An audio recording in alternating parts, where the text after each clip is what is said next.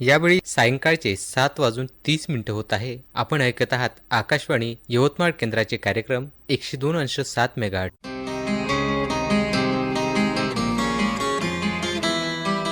प्रसारित करीत हो शेतकरी बंधू आणि भगिनींचा कार्यक्रम ग्रामायण.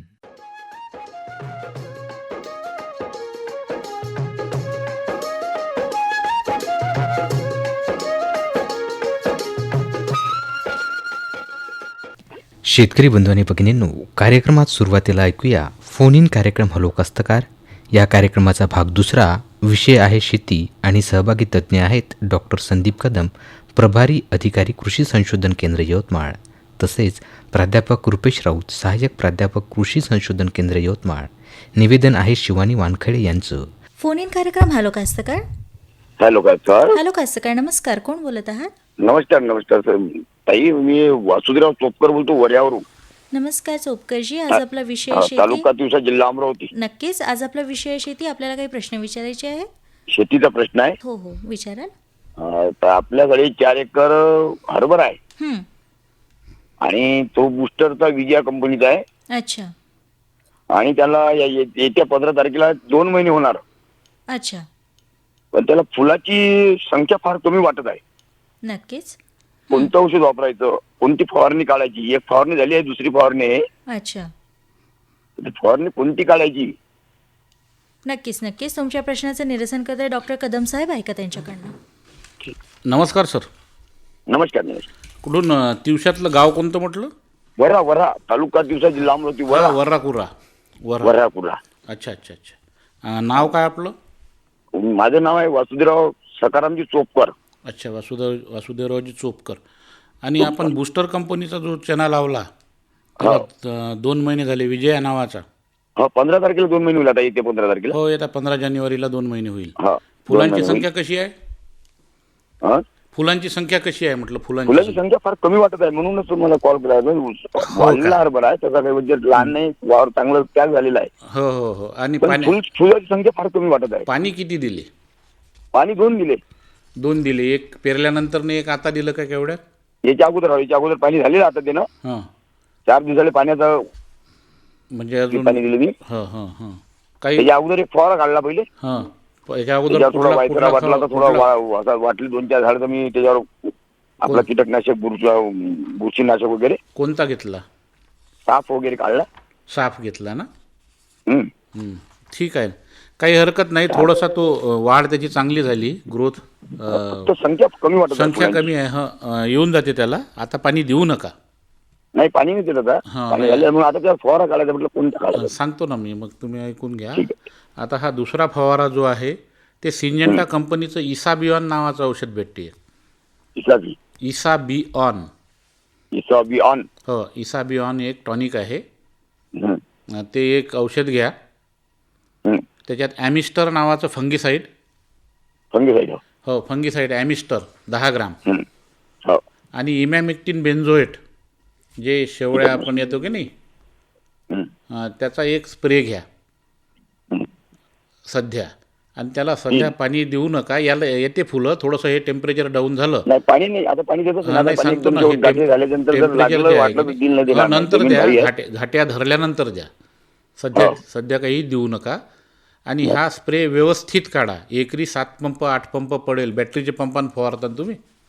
हा, बॅटरीच्या 6 पंपाच्या वरच पडेल. या बेताने त्याची स्प्रे करा एकरी. आणि जसं जसं हे टेम्परेचर कमी होईल, सध्या परवाच्या दिवशी 8.8 होतं, काल 9.8 होतं आणि आज 11 झालं. हे टेम्परेचर जसं 14पर्यंत 13-14पर्यंत येईल, ॲटोमॅटिक फुलांची संख्या वाढते.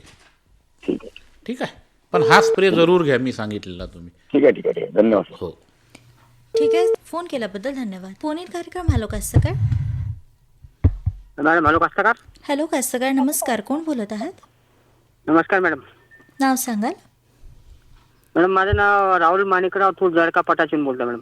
नक्कीच. आपला आजचा विषय आहे शेती. आपल्याला काही प्रश्न विचारायचे आहेत? हो मॅडम. विचाराल. मॅडम, त्यानं फुलावर सुटला, पण पाहिजे तसा सुटला नाही फुलावर. अच्छा, नक्कीच. तुमच्या प्रश्नाचं निरसन करताय डॉक्टर कदम साहेब, ऐका त्यांच्याकडनं. नमस्कार राहुलजी. नमस्कार सर. याच्या अगोदरही एका शेतकऱ्याचा प्रश्न होता. त्यांनी बूस्टर कंपनीचं विजया नावाचा चना लावलेला आहे आणि या 15 तारखेला त्यांच्या चण्याला 2 महिने होत आहे. त्यांचाही प्रॉब्लेम असाच होता की चना वाढला खूप, वाढला चांगला, पण फुल नाही लागले. बरोबर आहे? नाही फुल नाही. हो. तर तुमचे पाणी वगैरे किती झाले? कोणत्या कंपनीचा चना आहे तुमचा? जाकी 92 आहे. हां. दप्तरी 21 आहे. जॅकी 92-18ला. आणि किती दिवस झाले लावून? 7 आता हे 7 नोव्हेंबरला लावली होती. 7 नोव्हेंबर. अच्छा, 7 नोव्हेंबर, 7 डिसेंबर, 7 जानेवारी. 2 महिने झाले समजा आता जवळपास. हो हो सर. हां. तर फुलं किती आहे? जास्तीत जास्त 20-25%? 25% आहे सर. 50% फुल आहे, पण कमजोर आहे असं म्हणजे तेवढे ते दिसत नाही. फुल नाही, लय कमी फुल आहे. स्प्रे किती झाले तुमचे? स्प्रे 4. कायचे स्प्रे 4 झाले तुमचे? हो सर, 4 झाले सर. त्या चण्यावर 4 स्प्रे घेतले का आतापर्यंत? हो 4 झाले सर. चण्यात 4 स्प्रे आहे. हो का? कीटकनाशकाचे? कीटकनाशक आहे, त्याने इसाबेन मारलं, इमामॅक्टिन, हो हो ते 2 सेंद्रिय मारले, अंडे ऑर्गॅनिक वाला अंडे ताक हो का? ते पण अच्छा. मारले. फंगीसाईडही मारलं? बुरशीनाशक? बुरशीनाशक एलिंड मारलं सर. अच्छा. आता याच्या केव्हा झाला शेवटचा फवारा तुमचा? शेवटचा फवारा झाला सर 20 तारखेला झाला. 20 तारखेला झाला. जवळपास आज 15 दिवस झाले, 17 दिवस. हो हो. पाणी वगैरे? पाणी तर सर त्याचा निचरा चालू आहे सर. कारण पाणी म्हणजे आता शेताच्या बाहेर काढण्यात चालू आहे पाणी. कारण तळण शेत थोडं बदाडीच आहे ना, मग जास्त पाणी नाही साचत. हां. पण कॅनचं पाणी थोडं पाजरलं थोडं, म्हणजे आता आटलं पाणी पूर्ण. बरोबर आहे. हां. तर त्याला आता हो. बरोबर आहे. जसं जसं ते पाण्याची म्हणजे ओल कमी होईल आणि हे थंडी कमी होईल. बरोबर आहे? हां हां हां. तर जरा हे 12-14 डिग्री सेंटीग्रेडपर्यंत तापमान आलं की हा. चण्याला फ्लॉवरिंग सुरू होते. म्हणजे फ्लॉवरिंग हा. जोरदार चालू होते. आता तुम्ही इसाबिऑनही मारलं आहे आणि इमॅमेक्टिनही मारलेलं आहे. बरोबर हो आहे? हो. नाही स्टील पण मारलं. हां. तर तरीसुद्धा तुम्ही एक घ्यायचा जर असेल तर स्प्रे एक घेऊन टाका. पुन्हा इसाबिऑनचाच घ्या. डबल. हो, काही होत नाही. आणि त्याच्यात एक फंगीसाईड घ्या, ॲमिस्टर घ्या, साफ घ्या. हां बुरशीनाशक. हो, बुरशीनाशक. रोको घेतो सर. हां, रोको घ्या, चालते, काही हरकत नाही. हो. फुलासाठी सर सांगा एका तुम्ही. फुलासाठी इसाबिऑनच आपण त्याच्यावर रिकमेंड करतो. म्हणजे इसाबिऑनमध्ये सगळे मायक्रोन्युट्रियंट्स आहे आणि हा जशी तळण बसेल तसे ॲटोमॅटिक त्याला फुल चालू होते. असं स्पेशल औषध तुम्ही जर म्हणाल का बाबा फुलं आलेच पाहिजे, तर तसं चण्यासाठी तर नाही आहे. ते नॅचरलीच येते. फक्त जे फूल येईल ते फूल आपल्या म्हणजे शेंगेत, त्याला जे म्हणतो घाटीमध्ये कन्व्हर्ट होणं महत्त्वाचं आहे. आणि काही काळजी करू नका. थोडंसं लेट होईल यावेळेस. तुरीचंही तसंच होत आहे. जास्त मॉइश्चर असल्यामुळे त्याच्यामुळं त्याची व्हेजिटेटिव्ह वाढ जी आहे, जी कायिक वाढ ही जास्त झालेली आहे. त्याच्यामुळं फूल येतेच. थोडं हे टेम्परेचर भरपूर प्रमाणात वाढला. मी तर मला येला गेला बरे कास्तकार आले होते पाहिले. गेला नाही गेला तो. येल्या नाही जात तो. होते, पण आता त्याची संख्या थोडीशी कमीच होते. कारण जमिनीत अगोदरच ओलावा भरपूर आहे. हो. हां. तर त्याच्यावर मी एक आणलं सर. काल मी फॅन्टॅक्स आणला आहे. हां, फॅन्टॅक प्लस. हो, काल आणलाय मी ते. ऍक्टिव्ह प्लस आणलाय तिथे. अच्छा, ॲक्टिव्ह प्लस आणलं आणि फॅन्टॅक प्लस आणलं. हो, त्याचं फुलाचं प्रमाण जास्त ते म्हणजे फळधारणा पण होते. नाही, असं काही हे नाही आहे त्याचा. कुठलाही सर्वसाधारण स्प्रे जरी घेतला, एखादा मायक्रोन्युट्रियंट, एक फंगीसाईड आणि अळीसाठी, तरी ते कव्हर होऊन जाते. सर्व फुलं धरल्या जाते आणि घाटेही धरते. आता सर डवरण वगैरे नाही केलं का तुम्ही? डवरण नाही केलं का अगोदर? झाले सर. डवऱ्याचा एकच फेर झाला, मग चना पॅक झाला. 8 दिवसात चना पॅक झाला. हो. ओलसर जमीन असल्यामुळे ते थोडंसं फुलोऱ्यावर येऊन नाही राहिलं. जसे ते पाण्याची पातळी कमी होईल, पाणी मॉइश्चर कमी होईल जमिनीतलं, त्यानंतर तुमचं फ्लॉवरिंग. मग आता विहिरीचा निचरा करणं चालू आहे सर. मोटर चालू आहे. हो, मग करा ना. तोच उपाय आहे त्याच्यावर. मॉइश्चर येणे आणि वाट पाहणे. ठीक आहे. एक साईड पिवळा पडला, एक साईड हिरवा आहे. अच्छा, जिथं पाणी जास्त साचते तिथला पिवळा पडला. हा, जो माठाचा भाग आहे तिथं पिवळा पडला आणि बदाडीचा भाग हिरवा आहे. मग माथ्याच्या भागावर पाणी कमी पडलं का? तिथं थोडीशी वाढवली होती, अर्धा 1 घंट्यात वाढली होती. जिथं बदाडी भागात 2 घंटे दिले होत्या, माथ्यावर 3 घंटे दिले होते. हां हां तरी ते पिवळी पडली. तसंच हो. आता ते थोडं पाणी निचरा होता तर थोडं येऊन आला, काढून राहिला आता. येते एक स्प्रे घेऊन टाका पुन्हा येते. आणि आणखी एक प्रश्न होता सर. सांगा ना. आता पराठी खाली करतो सर आता ह्या 8 दिवसानं. बरं. आता तीळ लावायच्या तयारीमध्ये आहे, कारण दरवर्षी तीळ लावत असतो मी. हो लावा ना लावा, काही हरकत नाही. तर दरवर्षी चांगलं उत्पन्न होते तिळामध्ये. हो किती घेता एकरी? एकरी 4. एकरी 4 क्विंटल घेता. हो. ठीक आहे ना, काही हरकत नाही ना. मग तुम्हाला व्हेरायटी सांगा सर कोणती. आता मागच्या वर्षी मी इंडो 21 लावला होता, चांगला उतरला होता इंडो 21. इंडो 21 ना. हां हो. तुम्ही आता मग याची आमच्या विद्यापीठाची लावता का प्रायव्हेटच लावता? विद्यापीठाची अकोला विद्यापीठाची का? अकोला विद्यापीठाची तुम्हाला तिथून आणा लागेल ती. नाही, आता कसं आम्ही यवतमाळला दत्त चौकात असतो, त्या दुकान तिथं आहे, तर तिथूनच मी घेत असतो. पण चांगला इंडो अमेरिकनची म्हणजे ती चांगला आहे. बोंडी जे लागते ती मोठी लागते चांगली. हो 4 धारी बोंड आहे त्याला. हो 4 धारी, प्रत्येकी 4 धारीच असते, असं काही हे नाही. हो. पण अशी मोठी बोंड आहे त्याची, म्हणजे चांगलं बोल्ड बोंड येते आणि त्याचा अनुभव आहेच तुम्हाला. आणि इंडो 21चा पण मागच्याची एक पॅकेट मी 2 पॅकेट दुसरे लावले होते वेस्टर्नचे. थोडं मागच्याच थोडं ते बोगस निघालं बियाण थोडं वेस्टर्न अकराचं. हो का? हो यंदा कसा इंडो चांगला बरा चांगला उतरला सर इंडो. इंडो चांगला उतरला नाही तर मग आमचं तुम्हाला आमचे जे आहे पिकेवीचे, तर ह्या पिकेवीच्या 2-3 व्हेरायटी आहे. उन्हाळीसाठी आमच्या 2, खरीपसाठी 1 आहे आणि उन्हाळीसाठी 2 आहे. आता खरीपचा विषय संपला, उन्हाळीसाठी सांगतो. AKT 101 आणि पिकेवी NT 11 म्हणून 2 व्हेरायट्या भेटते. त्या महाबीजकडे नाही ना, महाबीजकडे उपलब्ध राहील.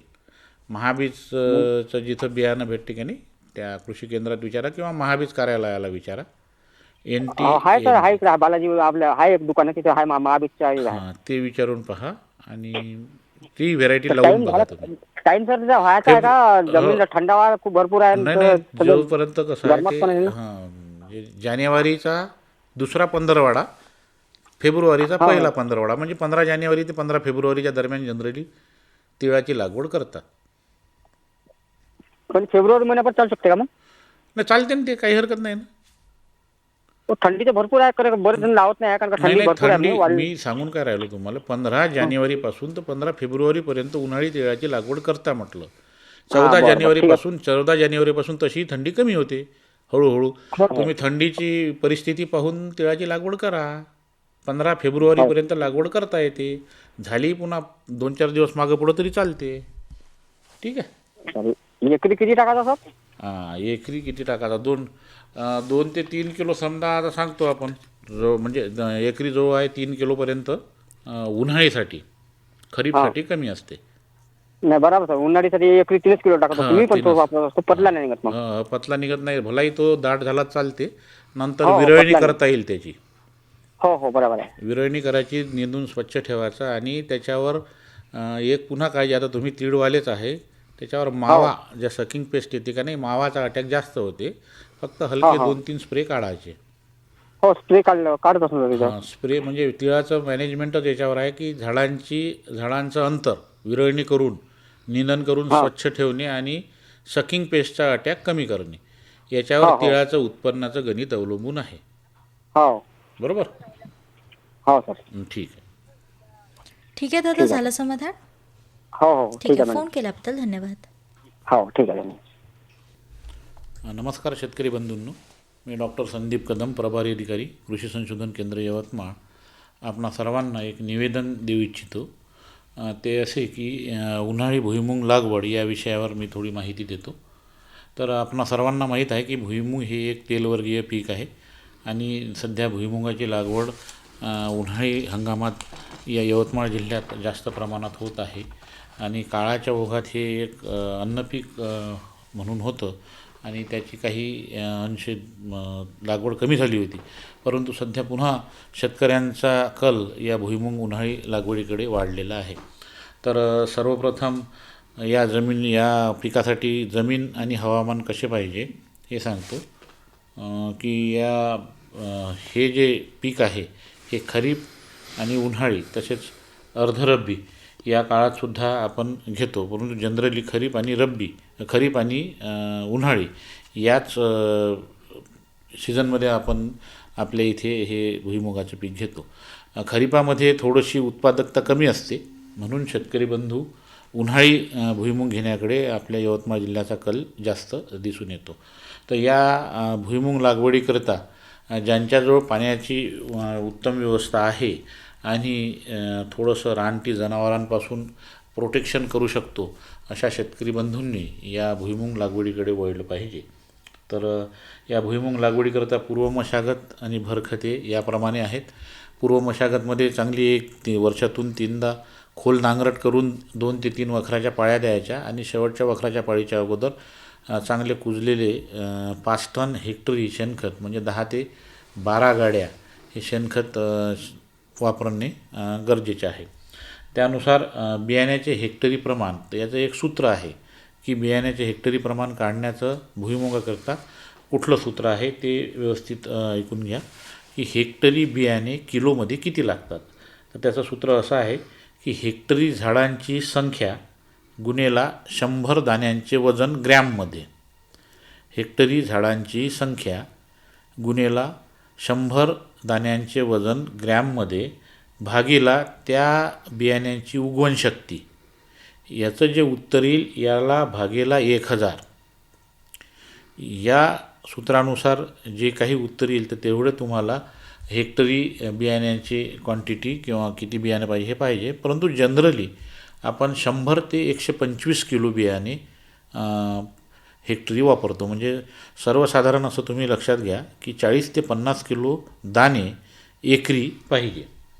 आता याची पेरणीची वेळ तुम्हाला सांगितली की जानेवारी महिन्याच्या उन्हाळीमध्ये जानेवारी महिन्याच्या 15 तारखेला जशी थंडी कमी होते, थंडीचा वेग पाहूनच आपण लागवड केली पाहिजे. तर जानेवारीचा दुसरा आठवडा म्हणजे 15 जानेवारीपासून तर 31 जानेवारीपर्यंत आणि फेब्रुवारीचा पहिला आठवडा म्हणजे 7-8 फेब्रुवारीपर्यंत थोडंसं झालंही लेट तरी चालते, फक्त जास्त लेट होऊ नका देऊ. आणि या पिरियडमध्ये तुम्ही थंडी जशी कमी होईल त्यानुसार भुईमुगाची लागवड केली पाहिजे. आता मुगाच्या लागवडीचं अंतर हे 2-3 प्रकार आहे. एक तर 30x10, 30x15 किंवा 45x10 सेंटीमीटर याप्रमाणे आपण भुईमुगाची लागवड करतो. ही भुईमुगाची लागवड सध्या टोकन यंत्राने किंवा पेरणी यंत्राच्या मागे पाभरीने, ज्याला आपण सरते म्हणतो, त्या सरत्याने यामध्ये थोडंसं बियाण्याचं प्रमाण जास्त होते. आणि आता सर्वसाधारण टोकन यंत्राने किंवा मजुरांच्या हाताने टोकून, ज्याला आपण डिबलिंग करून म्हणतो, किंवा टोबून या म्हणजे उन्हाळी भुईमुगाची लागवड केल्या जाते. आणि या भुईमुगामध्ये रासायनिक खताची जी मात्रा आहे तर ही मात्रा 25 किलो नत्र अधिक 50 किलो स्फुरद याप्रमाणे आपण या खताची मात्रा या भुईमुगाला देतो. आणि काम पडलंच तर 50 किलो पोटॅशसुद्धा देतो. परंतु जनरली आपल्या यवतमाळ जिल्ह्याच्या जमिनीमध्ये पोटॅशचा जे घटक आहे, अन्न घटक, हे जास्त असते, त्यामुळे आपण पोटॅश वापरत नाही. पण ज्यांच्या जमिनीत पोटॅशची कमतरता कमी असेल त्यांनी हे पोटॅशसुद्धा वापरले पाहिजे. त्याच्यानंतर येते की भुईमुगाला लागवड झाल्याबरोबर पाणी देणे. जशी लागवड होईल त्याच नंतर ताबडतोब पाणी द्यायचं आणि 8-10 दिवस वाट पाहून त्याचे खाडे भरणेसुद्धा महत्त्वाचे आहे. डिबलिंग जर केलं असेल, पेरणी केली असेल तर ते पाहून घेणे, आणि जर मजुरांच्या हाताने लागवड केली असेल तर तेव्हा जे खाडे पडतात ते खाडेसुद्धा ताबडतोब भरून घेणे, हे एक महत्त्वाचं कार्य याच्यात आहे. आणि त्यानंतर जो विषय येतो तो येतो आंतरमशागत. तर आंतरमशागतीकरिता सर्वप्रथम ज्या दिवशी तुमची लागवड होईल, लागवड झाल्याबरोबर 48 तासाच्या आत तुम्ही एक तर लासो किंवा ऑक्झिफ्लोरोफेन हे नावाचं जे एक तणनाशक मार्केटमध्ये भेटते, त्याला गोल असे म्हटले जाते. लासो किंवा गोल किंवा स्टाम्प, ज्याला पेंडिमेथॅलिन हे सुद्धा म्हटलं जाते, या 3 पैकी कुठल्याही एका तणनाशकाची व्यवस्थित फवारणी करणे आवश्यक आहे. म्हणजे तणांचा प्रादुर्भाव हा कमी होईल. अन्यथा आपली एनर्जी जी आहे ही तण कंट्रोल करण्यातच व्यस्त होते. कारण आपण पाणी हे जे आहे जवळपास उन्हाळी भुईमुगात जमिनीच्या परतवे 15 ते 17 पाण्याच्या पाळ्या आपल्याला द्यावं लागते आणि प्रत्येक वेळेस पाणी दिल्यामुळे तणांचा प्रादुर्भाव हा वाढण्याची शक्यता असते. त्यामुळे सर्वप्रथम 6 ते 7 आठवडे लागवड झाल्यानंतर हे पीक तणविरहित ठेवणे आवश्यक आहे आणि त्याकरिता आपला लागवड झाल्याबरोबर पाणी देणे आणि पाणी दिल्याबरोबर लासो, गोल किंवा पेंडिमेथॅलिन या एका तणनाशकाची ताबडतोब 48 तासाच्या आत फवारणी करून घेणे हे आवश्यक आहे. आणि जशी लागवड होईल त्याच्यानंतर 6 आठवड्या 7 आठवड्यापर्यंत सगळी आंतरमशागत निंदणी वगैरे करून घेणे आवश्यक आहे. आणि जोपर्यंत फ्लॉवरिंगवर येत नाही म्हणजे फुलावर येईपर्यंत लागवड झाल्यानंतर पहिलं पाणी झाल्यावर फुलोऱ्यावर येईपर्यंत त्या पिकाला आपल्याला तळण देणे आवश्यक आहे. जसा फुलोऱ्यावर त्याचा फूल स्टार्ट होईल 35-40 दिवसांनी त्यानंतर आपण पाणी सुरू करू शकतो. त्यामुळे आपल्यास या 40 दिवसापर्यंत हे पीक तणविरहित ठेवणे अत्यंत गरजेचं आहे.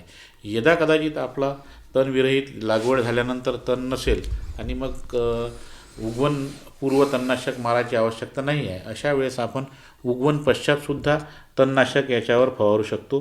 त्यामध्ये आहे टर्गा सुपर, ज्याला क्विझॅलोफॉप इथाईल असे म्हटले जाते, किंवा इमॅजिसायपर ज्याला परशूट हे म्हणते. असे या दोनपैकी कुठल्याही एका तणनाशकाची आपण फवारणी करू शकतो.